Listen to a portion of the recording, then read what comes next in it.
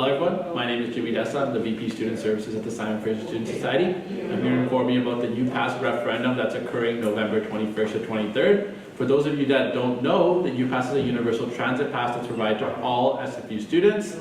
Students currently pay $41 a month for their UPass, opposed to paying $172 for a 3-zone transit pass from TransLink. The SMSS is excited to be able to extend the current contract at the current price, so there will be no fee increase. But we're asking students to vote yes in this referendum for that to happen. So please do vote from November 21st to 23rd. Tell your friends to vote as well, as we need a 5% vote turnout to ensure that the referendum is considered valid. Thank you.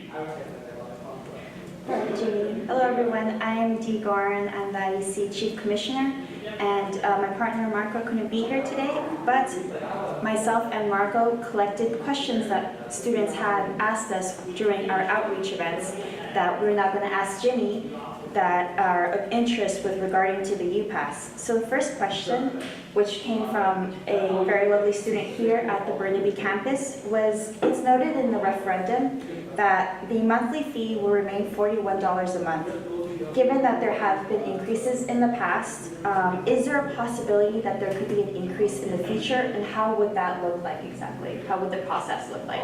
So if students pass the current referendum, so first of all, thank you for that question for the student. So if students pass the current referendum, this price will remain $41 until December 31st, 2019, at which point, when a new contract is negotiated, it could either stay the same, increase, it's quite unknown, but the method would be through the advisory committees that have negotiated the current contract, which includes the Simon Fraser Student Society as well. All right, thank you for that answer. And number 2 actually came from a student in Surrey who was not quite aware of this. His question was, what are the exemptions for the UPass program? So thank you for that question once again from the student from Surrey.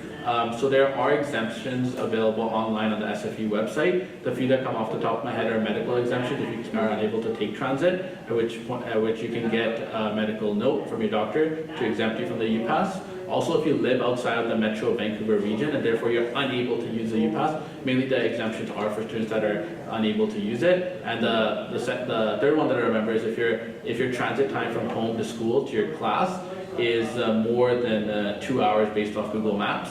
And I believe there's a few more, and those are all available online on the SFU website. All right, thank you for that answer.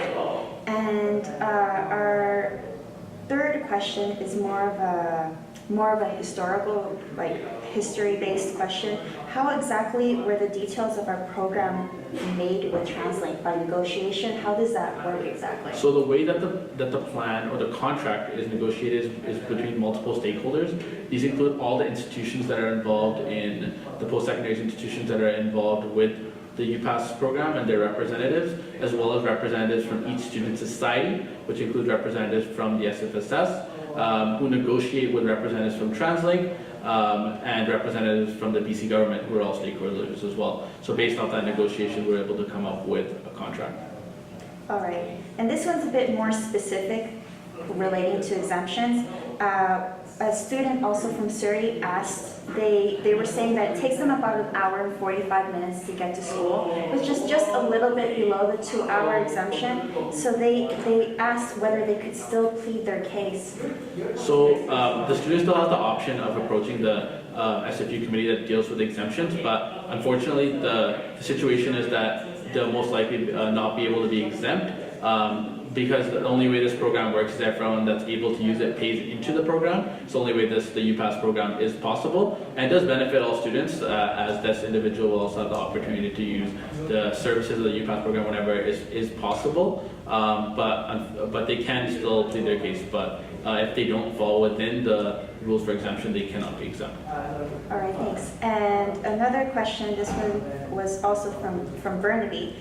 What happens, and this is a terminology that they use, what happens if we pull a Brexit and vote no, or don't vote and then change our minds? So if students vote no to the question, there's no more UPass. It's simple as that. If we don't get the 50% pass rate as well as the 5% voter turnout required for the referendum to be considered valid and to pass, there will be no more UPass offered to students after April 30th. 2018. All right, thanks. And are graduate students and teachers included in the UPass program? So graduate students that's from the Graduate Student Society as part of the UPass program, but teachers are not included within the UPass program. All right, and I guess would that also include concurrent students, those that are in high school who are taking courses here at SFU? So as long as any student meets the eligibility requirements, which means that they're taking three, which are also available on the SFU website, from the top of my head, they're 3 or more credits. Their classes are located in Metro Vancouver, so not distant education, and they're also paying student society fees. They're eligible for the UPass. And if those concurrent students from high school meet that and they're still considered undergraduate students, then yes, they are eligible. If they're not, then they won't be eligible for the UPass. All right. And this is from a student here at Burnaby, very Burnaby-centric question. Will keeping the UPass program potentially influence the possibility of TransLink finally giving us a gondola? So these are two separate issues. Once again, thank you to that student and all the other students that have been asking these questions. The two separate issues, whether or not we have a UPass will ultimately have no effect on the gondola project. And we still want students to vote yes for the UPass because of its immense benefits. But yeah, it will have no effect. All right. And this was from a student also here in Burnaby. Word for word, can I just sell my monthly UPass if I don't use it? Are there any consequences? So the UPass is actually non-transferable. That means that you can't sell it or transfer it onto anyone. And if you do, there is likely consequences, whether that be fines or harsher consequences. But that's ultimately up to TransLink. So yes, you cannot sell it, you cannot transfer it, and we definitely recommend no one does that. Mm-hmm.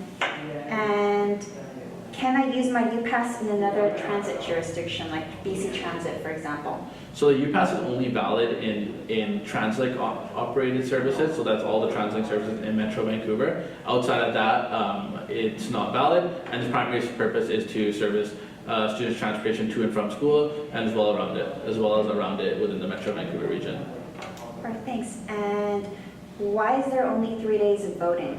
So within our bylaws, it states that we're eligible to have in between 2 to 4 days of voting. Traditionally, we do 3 days of voting, and that's how it's been traditionally. So the board has once again decided to stick with that tradition of 3 days of voting.